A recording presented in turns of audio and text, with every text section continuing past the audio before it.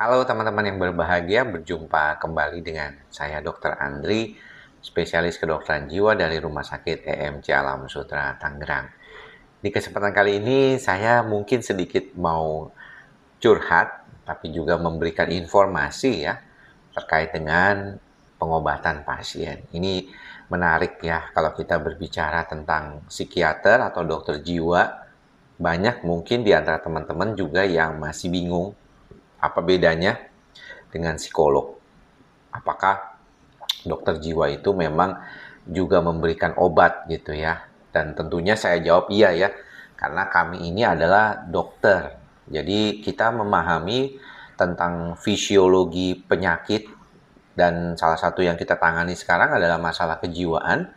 Jadi orang menganggap itu adalah suatu penyakit kejiwaan, tapi mungkin dokter jiwa seperti saya tuh lebih sering menyebutnya gangguan kejiwaan. Nah, kalau kita berbicara tentang ini, maka yang paling penting harus diperhatikan adalah sebenarnya bagaimana mengelola supaya kondisinya menjadi jauh lebih baik. Si pasien biasanya akan diberikan pengobatan terlebih dahulu. Namun seringkali nih banyak banget nih faktor yang mempengaruhi dalam pengobatan tersebut, dan seringkali faktor-faktor tersebut sebenarnya tidak relevan ya. Mengapa saya bilang tidak relevan? Karena banyak banget ya pasien itu berhenti pengobatan bukan karena diminta oleh si dokter, tetapi karena ketakutan yang tidak jelas akibat yang dikatakan oleh tetangga, yang dikatakan oleh lingkungan ya, dalam hal ini saudara mungkin, suami, istri, pasangan seperti itu. Tanpa memahami bahwa ini adalah suatu yang harus dilakukan prosesnya. Jadi teman-teman seringkali nih kita ketemu dengan berbagai macam kasus yang sering membuat dokter jiwanya juga pusing gitu ya. Beberapa hal yang mungkin membuat orang itu menjadi berhenti pengobatan adalah ketakutan kena ginjal katanya. Dan saya sebenarnya sudah dari sejak dulu ya, dari sekitaran tahun 2009-2010 saya memulai YouTube. Untuk apa? Untuk memberikan informasi kepada teman-teman berkaitan dengan kondisi gangguan kejiwaan. Dan ini tujuannya adalah supaya teman-teman tuh memahami, mengerti apa sebenarnya gangguan kejiwaan ini, bahwa gangguan kejiwaan ini diperlukan pengobatan dengan obat. Namun sayangnya seringkali problematiknya adalah si pasien jadi takut berobat ke dokter dan tidak melanjutkan pengobatannya karena apa yang dikatakan oleh tetangganya, oleh saudaranya. Jadi ini sesuatu yang mungkin kita perlu perhatian ya. Karena kalau misalnya kita berhenti obat ya hanya karena kata tetangga ataupun kata saudara kita yang atau orang lain atau grup ya di Facebook atau di Instagram, Telegram, WhatsApp. Jadi sayang sekali gitu nantinya buat kedepannya. Karena nanti nggak belajar untuk mengerti sebenarnya pemahaman dalam pengobatan itu. Apalagi yang memberikannya tidak ada kompetensi gitu ya. Ketakutan akan sakit ginjal jelas tidak relevan atau tidak ada hubungannya. Saya tidak atau jarang banget ya, nggak pernah ya, kecuali memang dia punya masalah ginjal sebelumnya. Ada pasien kejiwaan itu yang mengatakan ataupun ada laporan mengatakan ginjalnya rusak gitu gara-gara obat-obatan psikiatri. Ya. Kemudian juga ada beberapa di antaranya yang mungkin berkaitan dengan faktor-faktor yang di lingkungan gitu ya. Ini nanti otaknya lemot atau otaknya jadi bodoh gitu ya atau jadi pikun gitu ya.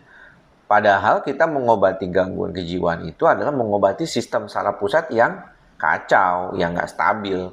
Distabilkan dengan pengobatan gitu ya. Akibat dari kondisi seperti ini, pengobatan atau terapi ini, itu akhirnya menjadi seringkali membuat pasien berulang kembali. Kualitas hidupnya menjadi buruk. Sudah bagus-bagus nih makan obat, sudah teratur, sudah rapi. Tiba-tiba dia datang lagi keadaannya karena lepas obat. Padahal sudah lagi dalam proses perbaikan yang cukup stabil. Setelah itu juga banyak orang yang menyalahkan pengobatan.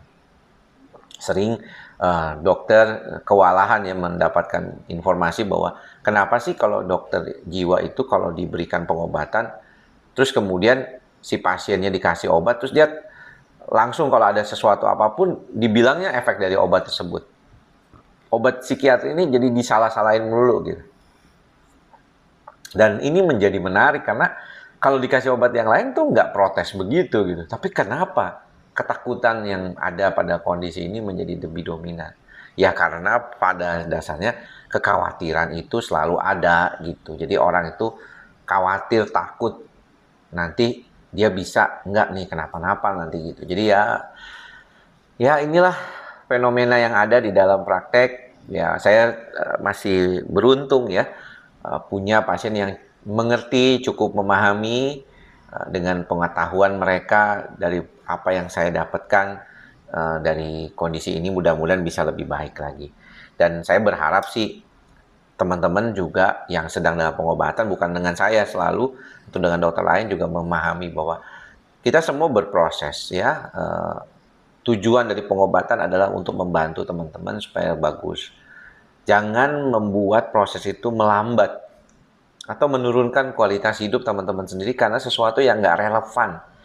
Ya pertanyaan-pertanyaan yang saya kadang-kadang juga sebagai dokter, aduh kok kenapa semuanya obat saya yang disalahkan begitu ya, itu sebagai salah satu penyebab inilah, penyebab itu, pasien kenapa-napa jadi kita yang disalahin gitu. Jadi kalau dilihat tuh dokter jiwa tuh obatnya sangat ditakuti gitu ya. Itu yang membuat problem kekhawatiran yang jadi dominan buat teman-teman semua. Mungkin harapannya mudah-mudahan ini bisa lebih baik lagi ke depannya.